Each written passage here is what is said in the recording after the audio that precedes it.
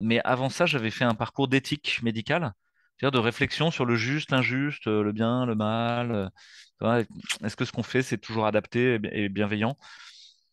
Et avec cette idée qu'il y avait très souvent l'extraordinaire banalité du mal. C'est une phrase de Hannah Arendt. C'est un auteur qui s'est intéressé à, dans Eichmann à Jérusalem, elle relate le procès de Adolf Eichmann. C'est un dignitaire nazi qui était en charge de la logistique des trains pour les camps de la mort et qui s'est enfui en Amérique du Sud, comme beaucoup après la guerre. Et sauf qu'il est dans les années 60, il est rapté par Tsahal, l'armée israélienne, pour venir faire son procès à Jérusalem. Et c'est un procès public, c'est un procès retentissant. Il y a les médias qui sont invités, les philosophes, les journalistes de partout, la télé, parce que Israël veut montrer que c'est le procès du nazisme et que le nazisme, c'est le mal. Sauf que, au fur et à mesure des interrogatoires, et elle le relate dans ce livre, dans Eichmann et Jérusalem, se rend compte que Eichmann, il n'est pas vraiment méchant, quoi. Il est juste con, quoi. Il est pas, tu vois, il en veut à personne, quoi. Il voulait juste que les trains arrivent à l'heure. Lui, c'est tout ce qu'il voulait faire, c'était les ordres. Il a appliqué les ordres.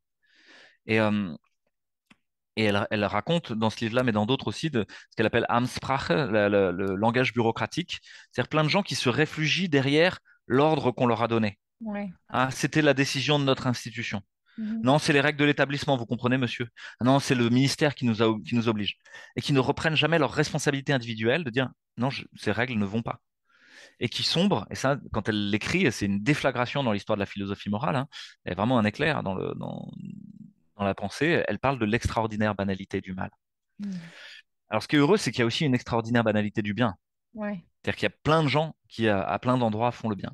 Et c'est vrai aussi dans le système de santé, tu as cette ambiguïté-là. Tu as une systématique qui rend fou, et puis des individus, eux, cherchent à bien faire. Et tu vas avoir une aide-soignante qui va apporter une couverture à quelqu'un qui a froid. Et en fait, la personne, juste ça va faire que l'ensemble de son séjour, elle va dire c'était bien. Pourtant, en fait, il y a eu une complication chirurgicale, il y a eu la peur, enfin voilà, il y avait rien qui allait, quoi. Mais juste cette petite attention-là, humaine, elle remet les choses.